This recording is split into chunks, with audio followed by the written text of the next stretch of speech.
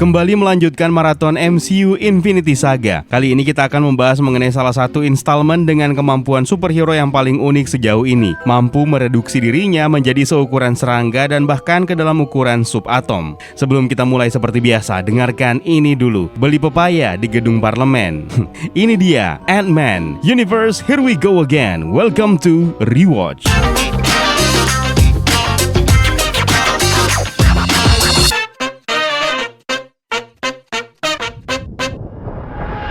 Film ini dirilis pada tahun 2015, disutradarai oleh Peyton Reed dan dibintangi oleh Paul Rudd sebagai Scott Lang alias Ant-Man, Michael Douglas sebagai Hank Pym alias Ant-Man yang pertama, Evangeline Lilly sebagai Hope Van Dyne, Corey Stoll sebagai Darren Cross alias Yellow Jacket, serta ada penampilan spesial cameo Anthony Mackie sebagai Sam Wilson alias The Falcon. Dan sudah menjadi kewajiban kita harus kasih spoiler warning terlebih dahulu agar kalian bisa mendapatkan cinema experience yang memuaskan ketika baru pertama kali menyaksikan film yang satu ini. Pada tahun 1989, Dr. Hank Pym mengajukan pengunduran dirinya dari S.H.I.E.L.D. kepada Howard Stark setelah menemukan Michelle Carson berupaya membuat replika teknologi penyusutan miliknya, yaitu Pym Particle. Hank Pym menganggap hal tersebut berbahaya bagi dunia. Hank Pym juga merasa tersinggung ketika Michelle Carson menyinggung nama istrinya, Janet Van Dyne. You mention my wife again, and I'll show you ferocity. Hank Pym lalu meninggalkan S.H.I.E.L.D. dan bersumpah tidak akan ada yang bisa merebut formula ciptaannya selama dia masih hidup.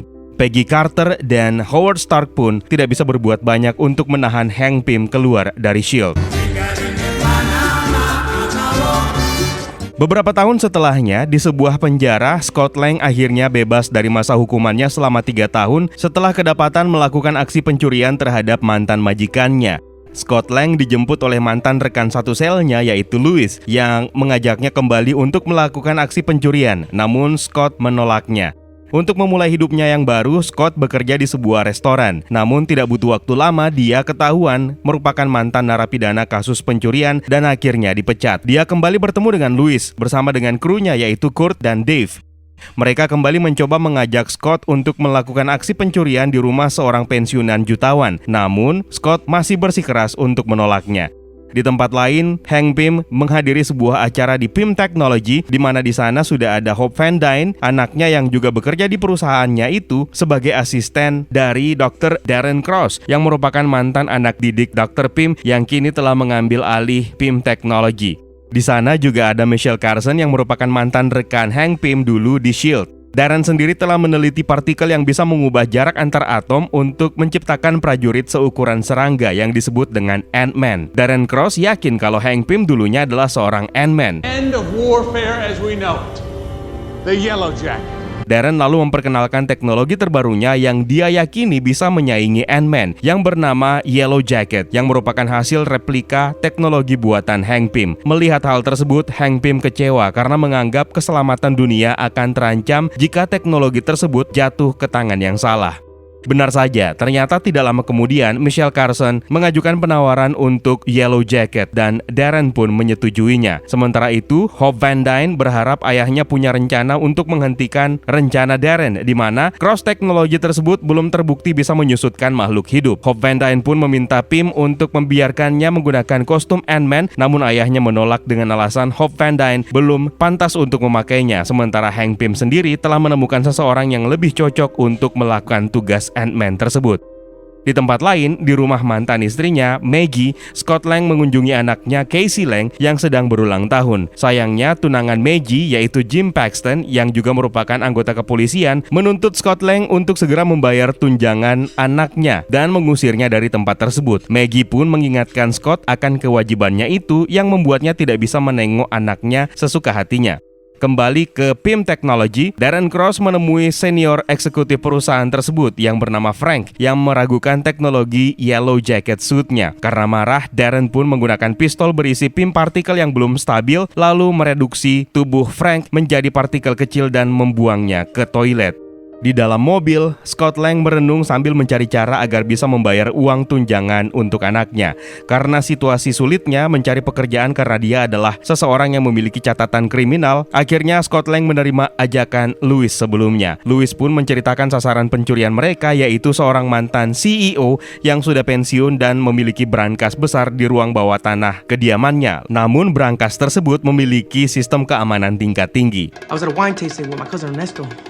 Right, that he's like this big shot CEO. Perampokan pun dimulai. Louis, Kurt, dan Dave mulai mempersiapkan dan memberikan arahan dari dalam mobil, sementara Scott masuk ke dalam rumah untuk melakukan aksi pencurian. Sesampainya di dalam, rupanya pintu yang menghubungkan ruang brankas dilengkapi dengan kunci sidik jari. Tidak berputus asa, Scott dengan kecerdikannya berhasil membuka pintu tersebut yang di dalamnya ternyata terdapat brankas bermerek Carbondale yang terbuat dari baja yang sama dengan yang digunakan oleh kapal Titanic. Scott semakin yakin pensiunan CEO ini menyimpan banyak uang di dalamnya. Dia lalu berusaha untuk membekukan besi baja tersebut dengan nitrogen cair karena sifat baja yang lemah terhadap dingin. Nice. Akhirnya, brankas pun terbuka dan Scott Lang terkejut dengan isi di dalamnya, yang ternyata hanyalah sebuah kostum yang dia anggap sebagai kostum balap motor. Dia pun meninggalkan rumah tersebut membawa kostum yang dia temukan yang merupakan suit Ant-Man. Di tempat lain, Darren melanjutkan penelitiannya menggunakan kambing sebagai objek eksperimen. Namun, hasilnya masih juga nihil. Sementara itu, Scott Lang memutuskan untuk memeriksa suit yang dia temukan yang adalah suit Ant-Man. Karena penasaran, dia pun mencobanya. Dan ketika Louis dan yang lainnya tiba, Scott panik lalu menekan tombol di tangannya dan dia pun menciut menjadi seukuran semut. Scott Lang lalu dikejutkan dengan suara seseorang yang entah dari mana datangnya menjelaskan mengenai kekuatannya. Scott malah terjebak di bathtub ketika Louis berniat mandi dan menyalakan keran air, membuatnya terhempas ke lantai bawah penginapan dan bersusah payah menghindari kerumunan orang yang hampir saja menginjaknya. Beruntung dia masih bisa kembali ke ukuran semula setelah terjatuh ke atas sebuah mobil. Hank Pym lalu meminta Scott untuk menyimpan suit tersebut, namun Scott malah memutuskan untuk mengembalikan suit itu ke tempatnya semula. Sayangnya, polisi pun akhirnya tiba dan menangkap Scott Lang kembali dengan tuduhan aksi pencurian lagi. Di sel, Scott dikunjungi oleh Pym yang menawarkannya pilihan untuk tetap berada di penjara atau membantu Hank Pym menjalankan misi dengan menggunakan suit Ant-Man. Ternyata, rumah dan suit ajaib yang dicuri oleh Scott Lang adalah milik Hank Pym yang telah merencanakan aksi Scott tersebut jauh-jauh hari. Hank Pym sendiri telah memerintahkan kerumunan semut untuk menutupi kamera pengawas. Scott Lang yang bimbang di dalam selnya malah didatangi oleh serangga suruhan Hank Pym yang rupanya membawa suit Ant-Man-nya yang dalam ukuran serangga. Scott Lang lalu diperintahkan untuk menggunakannya agar bisa keluar dari penjara dan dengan arahan dari Hank Pym sendiri. Foot on the central node and mount the thorax. Are you kidding? How safe Just is get on that? the damn ant, Scott. Dengan dibantu oleh kerumunan serangga, Scott Lang akhirnya dibawa terbang hingga tidak sadarkan diri karena dia mabuk udara. Scott Lang lalu terbangun di rumah Hank Pym dan disambut oleh Hope Van Dyne. Di meja makan, Hank Pym menjelaskan alasannya memilih Scott Lang untuk membantunya menjalankan misi sebagai Ant-Man karena dia kagum dengan aksi Scott menembus keamanan Vista Corp yang pernah dia rampok. Setelah itu, Hank Pym menceritakan tentang asal mula penemuan Pym partikelnya, di mana dia mendirikan Pym Technology untuk mengembangkan Pym partikel tersebut, dibantu dengan asistennya pada saat itu yang adalah Darren Cross. Namun seiring berjalannya waktu, Darren berusaha mereplika Pym partikel tersebut lalu mengeluarkan Hank Pym dari perusahaannya sendiri. Hank Pym lalu meminta Scott untuk membantunya dengan imbalan dia akan menyatukannya kembali dengan putrinya, Casey Lang. Di tempat lain, Darren Cross kembali melakukan uji coba kepada seekor kambing dan akhirnya eksperimennya berhasil ketika struktur tubuh kambing tersebut berhasil menciut dan berubah menjadi seukuran serangga. Kembali ke Hank Pym yang menjelaskan misinya kepada Scott Lang untuk masuk ke Pym Technology, menghancurkan data-data mereka lalu merusak Yellow Jacket. Hank Pym juga menjelaskan mengenai Michelle Carson yang merupakan mantan pejabat S.H.I.E.L.D. yang sangat berambisi untuk mendapatkan replika Pym partikel yang telah berhasil diuji coba oleh Darren.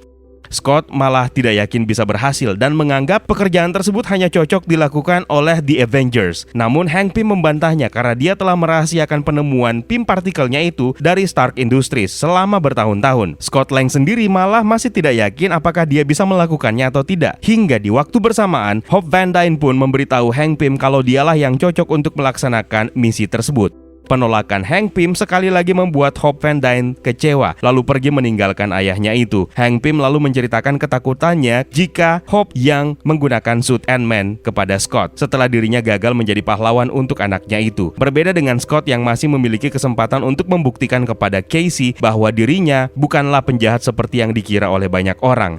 Diam-diam, Hope rupanya bersembunyi sambil mendengarkan ungkapan hati ayahnya itu, lalu dia pun meminta maaf. Pada akhirnya, Scott Lang menyetujui untuk menjalankan misinya sebagai Ant-Man. In the right hands, the relationship between man and the suit is symbiotic. Untuk memuluskan misinya, Scott Lang memulai latihan untuk menguasai seluruh kemampuan Ant-Man di bawah arahan Hank Pym. Mulai dari berusaha keluar melalui lubang kunci, latihan membidik, lalu berkomunikasi dengan serangga dan latihan bela diri bersama dengan Hope Van Dyne. Namun semua upayanya masih gagal. Hope Van Dyne malah kesal terhadap ayahnya yang menganggap fokus mereka saat ini adalah melatih Scott Lang. Hope Van Dyne pun pergi meninggalkan mereka.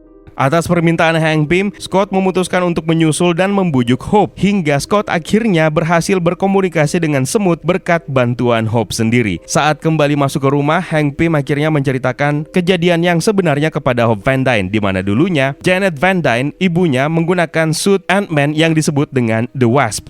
Hingga pada tahun 1987, kelompok separatis membajak peluncuran roket Soviet di Kursk dan meluncurkan roket ICBM ke Amerika. Saat itu, Hank Pym sebagai Ant-Man dan Janet sebagai The Wasp berusaha menghentikan roket tersebut. Namun mereka harus menembus komposisi titanium padat yang hanya bisa dilakukan jika mereka berubah menjadi seukuran subatom yang sebenarnya membahayakan mereka sendiri. Hank Pym akhirnya memutuskan menciut ke ukuran subatom tersebut, namun regulatornya malah rusak, sehingga dia tidak bisa melakukannya. Janet Van Dyne tanpa ragu mengambil alih tugas tersebut, berubah menjadi subatom dan masuk ke dalam celah, lalu menghentikan bom dan berhasil menyelamatkan dunia dari kehancuran. Sayangnya, Janet tidak lagi bisa kembali seperti semula, sehingga Hank Pym memutuskan untuk mempelajari Quantum Realm atau alam kuantum yang diyakini oleh Hank Pym kalau Janet terjebak di sana. Akhirnya, Hope Van Dyne mengerti alasan ayahnya tidak mengizinkan Hope untuk menjadi The Wasp selama ini, karena dia juga tidak ingin kehilangan putrinya tersebut. Akhirnya, Scott Lang berhasil menguasai kostum Ant-Man serta bekerja sama dengan serangga yang salah satu di antara mereka dinamakan sebagai Anthony. Scott Lang lalu diperintahkan menyusup ke gedung tua milik Howard Stark untuk mengambil sebuah modul, yang rupanya gedung tua itu adalah fasilitas New Avengers yang membuat Scott Lang terkejut. Sesampainya di sana, rupanya Scott Lang malah bertemu dengan The Falcon alias Sam Wilson. What's going on down there, Sam? It's the Falcon. I had a sensor trip, but I'm not seeing anything. Melihat situasi Scott dalam bahaya, Hank Pym memerintahkannya untuk membatalkan misi. Namun Scott Lang justru bersikeras melanjutkan karena dia yakin The Falcon tidak melihatnya. Rupanya dugaan Scott itu keliru. The Falcon bisa melihatnya menggunakan kacamata AI-nya, dan Scott Lang pun menyapanya dengan santuy, meminta izin kepada The Falcon untuk meminjam sebuah teknologi Howard Stark selama beberapa hari untuk menyelamatkan dunia. I'm Scott. The Falcon malah menganggap Scott Lang ini sebagai penyusup hingga pertarungan pun tidak bisa dihindari. Dengan bantuan Anthony, Scott Lang berhasil menyusup ke dalam alat The Falcon, merusaknya, dan The Falcon pun akhirnya berhasil dilumpuhkan. Setelah itu, Scott Lang kembali bertemu dengan Hank Pym yang memarahinya karena Scott Lang telah merusak rencananya. Namun kemarahannya segera dibungkam setelah Scott Lang berhasil mengambil barang yang memang dia butuhkan. Tidak lama kemudian, Darren Cross mendatangi Hank Pym untuk mengundangnya datang ke acara penjualan aset Pym teknologi terbesar sepanjang sejarah, yaitu Yellow Jacket yang telah berhasil dia sempurnakan. Darren Cross yang tidak mengetahui asistennya Hope Van Dyne berada di rumah Hank Pym pada saat itu menghubunginya untuk melakukan peningkatan keamanan di semua saluran udara karena dia yakin Hank Pym akan mencoba untuk menggagalkan rencananya.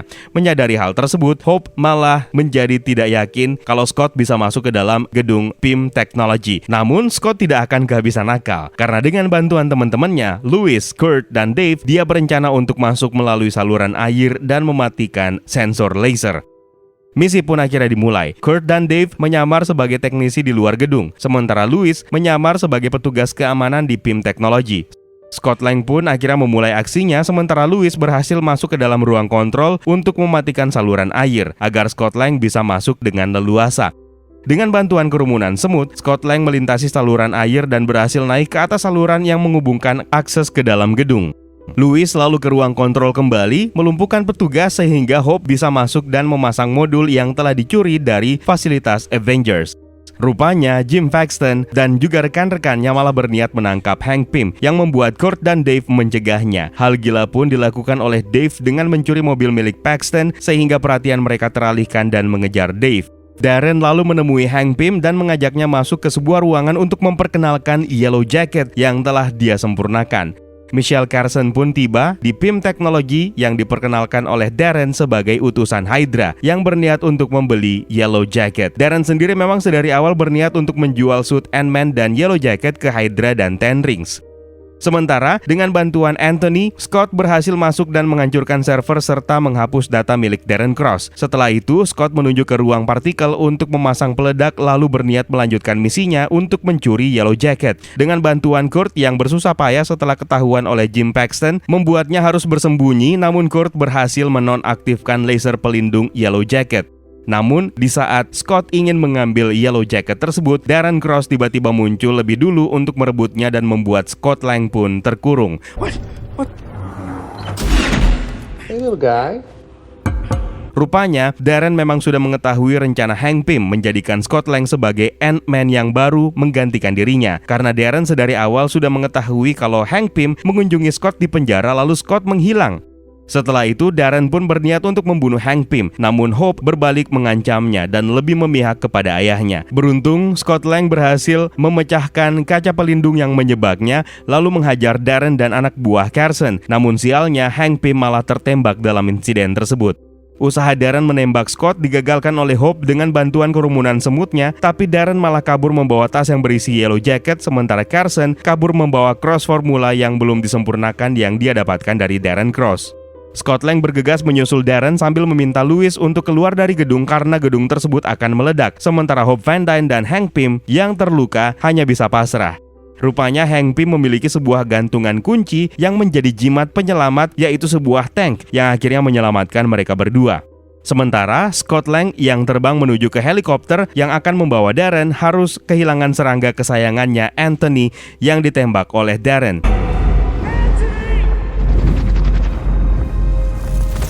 Scott akhirnya berhasil masuk ke dalam helikopter tersebut, sementara Darren hanya bisa pasrah melihat gedung Pym Technology dan semua karya dan temuannya meledak hingga hilang ke dalam Quantum Realm. Darren pun memutuskan untuk menggunakan Yellow Jacket. Gonna disintegrate you! Playing Disintegration by The Cure. Diiringi lagu Disintegration dari The Cure, lagunya keren banget. Pertempuran hebat pun terjadi antara Ant-Man versus Yellow Jacket, di mana mereka berdua akhirnya terjatuh dari helikopter dan mendarat di sebuah kolam renang pribadi. Setelah itu, Ant-Man berhasil menghempaskan Yellow Jacket hingga Darren pun tidak sadarkan diri. Sayangnya di saat Ant-Man akan mengeksekusinya, Jim Paxton dan rekan-rekannya dari kepolisian tiba dan menangkapnya. Dengan terpaksa, Scott Lang membuka helm pelindungnya sehingga Paxton menyadari kalau Ant-Man adalah Scott Lang. Scott Lang yang berniat untuk menjelaskan kejadian sebenarnya malah dilumpuhkan oleh Paxton lalu membawanya. Sementara Yellow Jacket pada akhirnya kembali sadarkan diri. Di dalam mobil, Scott Lang juga akhirnya terbangun. Paxton lalu menerima laporan insiden di rumah Maggie yang membuat mereka mengalihkan rute perjalanan mereka. Di sana rupanya Yellow Jacket menyekap Casey Lang. Beruntung Scott Lang berhasil menggunakan kembali helm pelindungnya lalu menciut dan bergegas menyelamatkan anaknya itu. Dengan bantuan kerumunan semutnya, Scott Lang berusaha melumpuhkan Darren.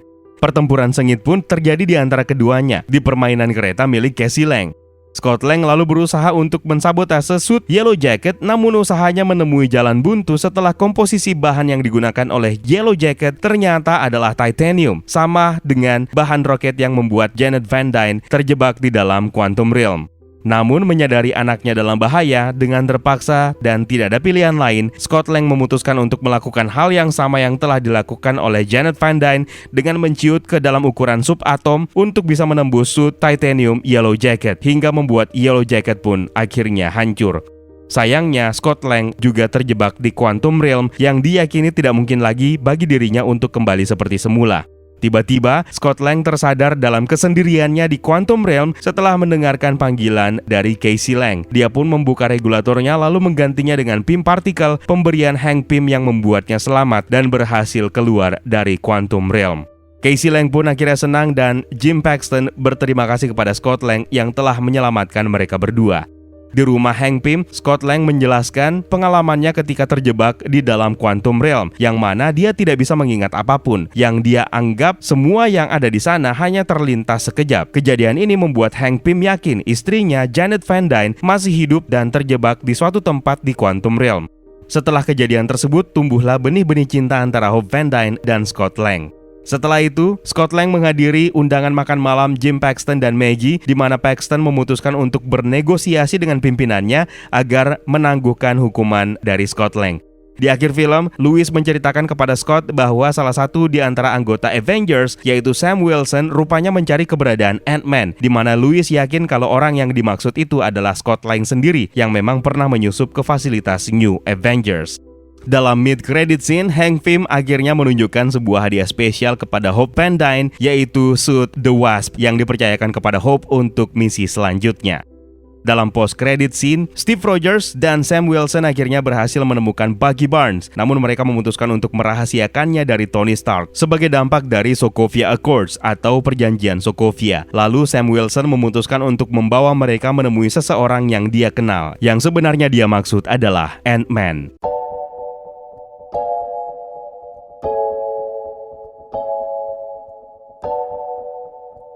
Seperti film MCU biasanya, film ini juga dipenuhi begitu banyak Easter eggs dan referensi yang menarik. Tapi sebelumnya saya pengen tahu dulu nih, scene terfavorit kalian dari film ini. Kalau saya memfavoritkan scene ketika Louis menceritakan kronologi kejadian, kecepatan bercerita, artikulasi yang jelas, transisi perpindahan scene per scene, itu keren banget dan menjadi unforgettable moment di MCU. Kalau kalian, Universe?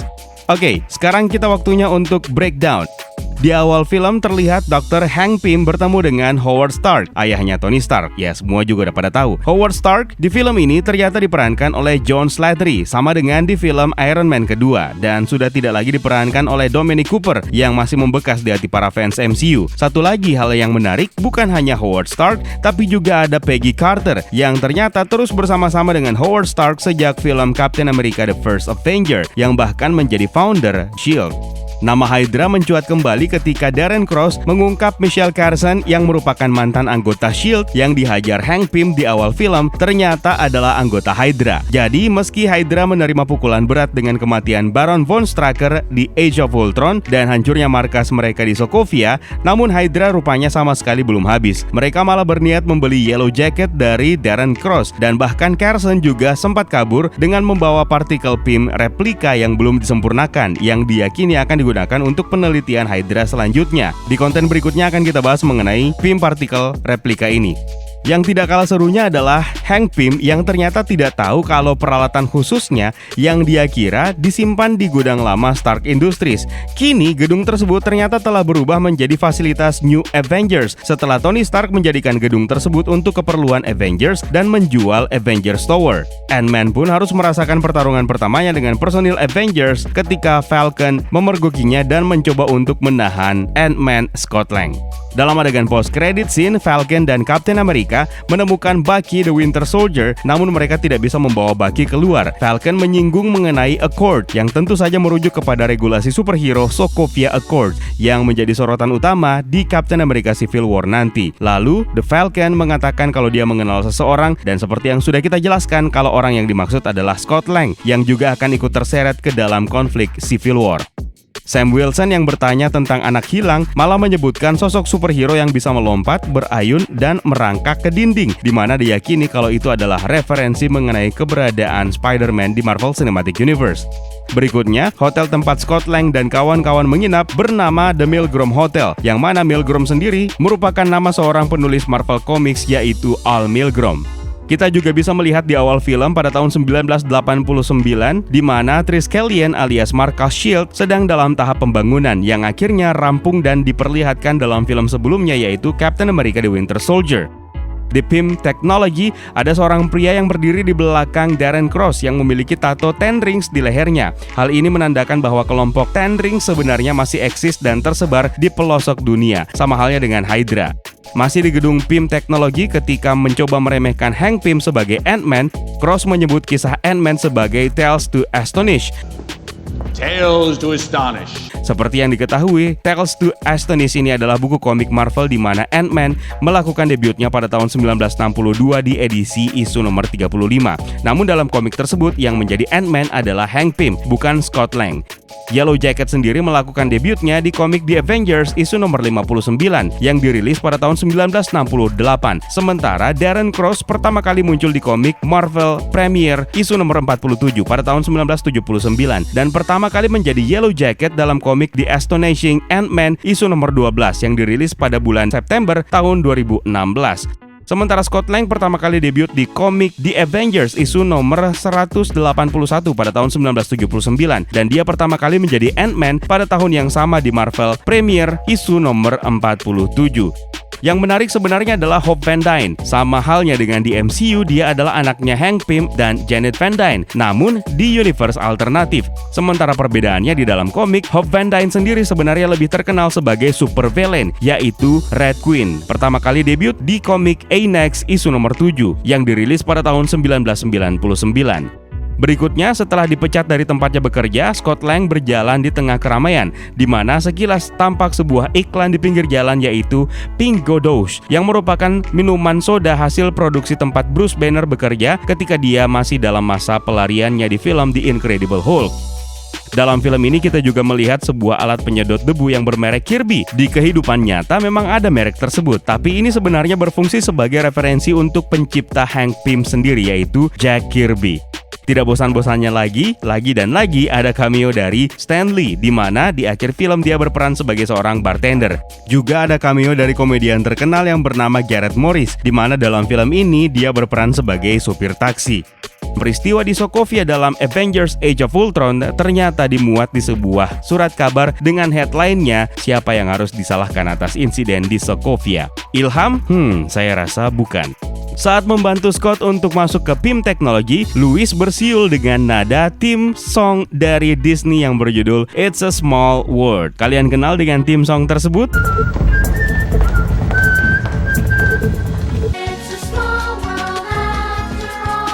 Nah, itu dia beberapa detail dan easter eggs yang ada dalam film ini. Kalau ada detail lain yang mungkin kalian tahu, jangan sungkan tambahkan di kolom komentar di bawah ya, Universe. Terima kasih sudah menonton dan juga terima kasih buat kalian yang sudah bergabung di membership community. It's time for me to sign out. My name is Eka. Stay safe and until next time.